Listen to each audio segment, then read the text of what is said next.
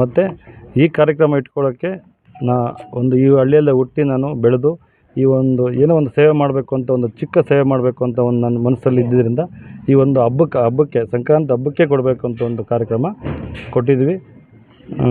ಯಾಕೆ ಈ ಗೋದಾನ ಕಾರ್ಯಕ್ರಮ ನಿಮಗೆ ಮಾಡಬೇಕಂತ ಅನಿಸ್ತು? ಎಷ್ಟು ಕುಟುಂಬಗಳಿಗೆ ಕೊಟ್ಟಿದ್ದೀರಿ? ಗೆಸ್ಟಾಗಿ ಯಾರು ಬಂದಿದ್ರು? ಈಗ ಒಂದು 30-35 ಕುಟುಂಬಕ್ಕೆ ಕೊಟ್ಟಿದ್ವಿ ಗೆಸ್ಟಾಗಿ. ಮತ್ತು ನಮ್ಮ ಡಾಕ್ಟರ್ ಸುಧಾಕರ್ ಅಂತ ಬಂದಿದ್ದರು, ಮತ್ತು ಕೇಶವಣ್ಣ ಬಂದಿದ್ದರು, ಮತ್ತು ನಮ್ಮ ಕೃಷ್ಣಮೂರ್ತಿ ಅಣ್ಣ, ಮತ್ತು ಎಲ್ಲ ನಮ್ಮ ಮುಖಂಡರು ನಾಗೇಶ್ ಅಣ್ಣ ಎಲ್ಲರೂ ಬಂದಿದ್ದರು. ಮತ್ತು ಎಲ್ಲ ಊರಿನ ಮುಖಂಡರು, ಮತ್ತು ಗ್ರಾಮ ಪಂಚಾಯತಿ ಮುಖಂಡರು ಎಲ್ಲರೂ ಬಂದಿದ್ದರು. ರಾಜಣ್ಣ, ನಮ್ಮ ಆಲ್ಗುರ್ಕಿ ಮಾವವರು ಬಂದಿದ್ದರು. ಯಾವ ರೀತಿ ಒಂದು ಕುಟುಂಬಗಳನ್ನು ನೀವು ಆಯ್ಕೆ ಮಾಡಿಕೊಂಡು ಹಸುವನ್ನು ಕೊಡುವಂಥ ಕಾರ್ಯಕ್ರಮ ಆಗಿದ್ದೀರಿ? ಅವರು ಯಾವ ರೀತಿ ನೋಡ್ಕೋಬೇಕು ಹಸುಗಳನ್ನಂತ? ಇದು ನಾವು ಆಯ್ಕೆ ಮಾಡಿದಂಥ ಒಂದು ಫಲಾನುಭವಿಗಳಲ್ಲ, ಖುದ್ದಾಗಿ ಅವರೇ ಎಲ್ಲರೂ ನಮ್ಗೆ ಯಾರು ಬೇಕು ಅಂತ ಬಂದಿದ್ದಾರೆ ಎಲ್ಲರೂ ಕೂಡ ಹಸುನ ಕೊಟ್ಟಿದ್ದೀವಿ.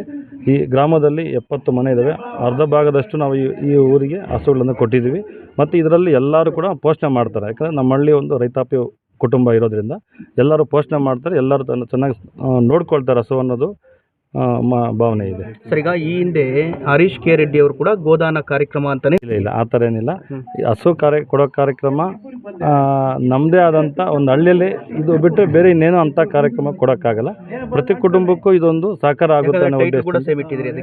ಏನಿಲ್ಲ ಸರ್, ಗೋದಾನ ಅನ್ನೋದು ಒಂದು ಸ್ಮಾಲ್ ಟೈಟ್ಲ್ ಅಲ್ಲ, ಬೇರೆ ಏನು ಕೊಡೋಕ್ಕೆ ಆಪ್ಷನ್ ಇಲ್ಲ, ಹಂಗಾಗಿ ಅದೇ ಕೊಟ್ಟಿದ್ದೀವಿ ಅಷ್ಟೇ.